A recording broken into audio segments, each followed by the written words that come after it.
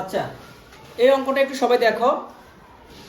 একজন শিক্ষক 24টি কলা, 42টি বিস্কুট, 54টি চকলেট শিক্ষার্থীদের মাঝে সমানভাবে ভাগ করে দিতে চান। কথাটা খেয়াল করো। কতটি কলা? 24টি কলা, 42টি বিস্কুট, 54টি চকলেট শিক্ষার্থীদের মাঝে কি করতে চান? সমানভাবে। সমানভাবে বলতে কি মানে যে কলা পাবে যে যে কয়টাই কলা পাবে সেটা যেন সবাই পায়, সব কলা যেন একই রকমের বিস্কিট পায়, একই সমান সংখ্যক, ধরো 5টা 5টা 5টা এরকম। প্রথম যে কাজটা, গুণনীয়ক কি? গুণনীয়ক কি আমরা এটা একটু, এটা আমাদের পুরনো পড়া। গুণনীয়ক কি?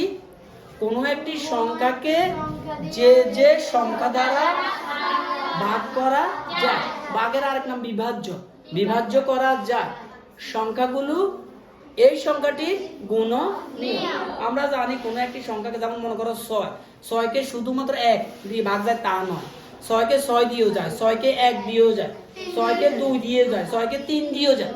এই যে 6-এর অনেকগুলো আমি বললাম সংখ্যা, এই সবগুলো হলো 6-এর গুণনীয়ক। তাহলে আমরা এই গুণনীয়ক কাকে বলি এটা একটু আমরা লিখি ফেলি। আমরা কি লিখতে পারি?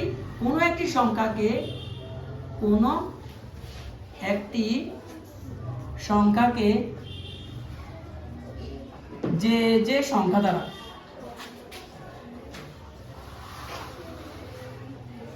যে যে সংখ্যা দ্বারা বিভাজ্য করা যায়, বিভাজ্য বা ভাগ করা যায় নিঃশেষে, আচ্ছা যাও, বিভাজ্য করা যায় সংখ্যাগুলো ওই সংখ্যাটি কি? সংখ্যাগুলো ওই সংখ্যাটির গুণনীয়ক, ওই সংখ্যাটির গুণনীয়ক।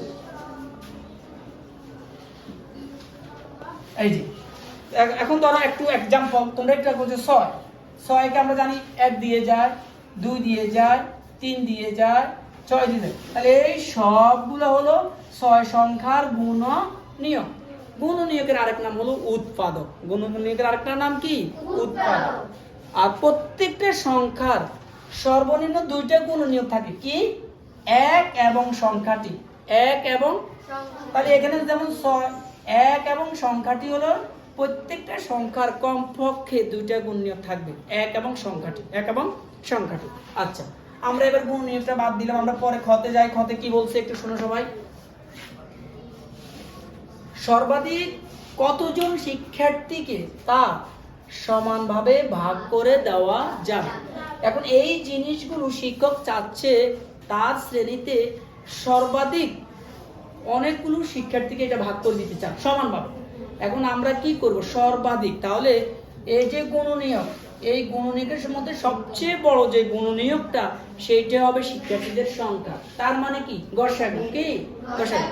বৃহত্তম, সর্বাধিক, সবচেয়ে বড়, হ্যাঁ, এরকম শব্দ থাকলে আমরা কি নির্ণয় করি? গসাগুর মাধ্যমে সেই সমস্যাটা সমাধান করি। তাহলে আমরা কি লিখতে পারি তোমরাই বলো। 24, 42, 54 এর গসাগুই হবে সর্বাধিক শিক্ষার্থীর সংখ্যা। 24, 42 ও 54 হবে, 54 এর গসাগু হবে সর্বাধিক, বলো সর্বাধিক কি? শিক্ষার্থীর, এই সর্বাধিক শিক্ষার্থীর সংখ্যা। এখন তাহলে আমরা 24, 42 আর 54 কি বের করব? গসাগু বের করব। এমন একটি সংখ্যা খুঁজো যে সংখ্যাটি তিনটা সংখ্যাকে ভাগ যায় 2। হ্যাঁ, কেন 2 বলছো? তিনটা সংখ্যা জোড় সংখ্যা, তাহলে আমরা 2 দিয়ে দিলাম।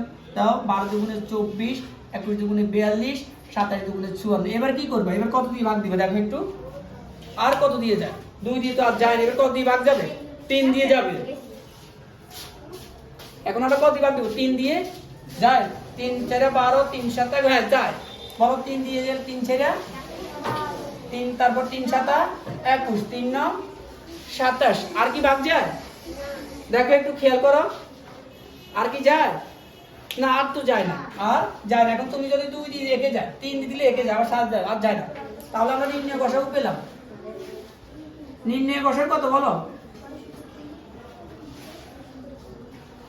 2 গুণ 3, 3 দুগুণে 6, তাহলে সর্বাধিক কয়জন শিক্ষার্থীর মাঝে জিনিসগুলো ভাগ করে দেওয়া যাবে? 6 জন শিক্ষার্থীর মাঝে জিনিসগুলো সমানভাবে ভাগ করে দেওয়া যাবে। এবার তোমরা ঘটা ধরো, ঘটাতে কি বলছে? ঘটা একটু ধরো। গয়ে বলছে প্রত্যেকে কয়টি করে কলা, বিস্কুট ও চকলেট পাবে। তাহলে আমরা লিখি প্রত্যেকে পাবে। আমরা কটা একটু মুছে ফেলি। আচ্ছা, এখানে আমরা লিখি গ প্রত্যেকে। প্রত্যেকে কি পাবে? কলা পাবে। কলা, তাহলে কলা কতটি বলো? 42টি। না, কলা হলো 24টি। মানুষ কয়জন? শিক্ষার্থী কয়জন? তাহলে 6 দিয়ে 24 কে ভাগ করো, 7 4 কয়টি পেলো? 4টি। এবার এসব পরে কি আছে? বিস্কুট। বিস্কিট কেমন? আচ্ছা, তাহলে বিস্কুট পাবে কতটি? বিস্কুট কতটি? 42টি। শিক্ষার্থী কয়জন? 6 7 60টি। আর কি আছে? আর কি পাবে তারা? চকলেট। আমরা এর পরের লাইনে কি লিখতে পারি? চকলেট। চকলেট পাবে, হ্যাঁ। তাহলে কত? 54 ভাগ কত? 6। কত বার? 6 নাও। তাহলে আমাদের কলা পাবে 4টি, বিস্কিট পাবে 60টি, চকলেট পাবে 9টি। চকলেট পাবে। এটাই হলো আমাদের ঘয়ের রেজাল্ট নাকি?